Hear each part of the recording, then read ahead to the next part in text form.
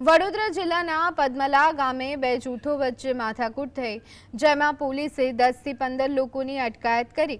સોમવારે રાત્રે બે જૂથ સામસામે આવી ગયા। બંને જૂથ વચ્ચે ઉગ્ર બોલાચાલી થઈ અને મારામારી બાદ પથ્થરમારો કર્યો। 4-5 લોકો ઈજાગ્રસ્ત થયા, જેને પગલે સમગ્ર વિસ્તારમાં અફરાતફરી મચી હતી અને ભયનો માહોલ સર્જાયો હતો। મોટો પોલીસ કાફલો તૈનાત કરી દેવાયો। ડીસીપી જગદીશ ચાવડાએ કહ્યું, સામસામે ફરિયાદ દાખલ થઈ છે। 23 માર્ચે વાહન ઓવરટેક મામલે બોલાચાલી થઈ હતી, જેને લઈ સોમવારે રાત્રે મામલો બીચક્યો હતો।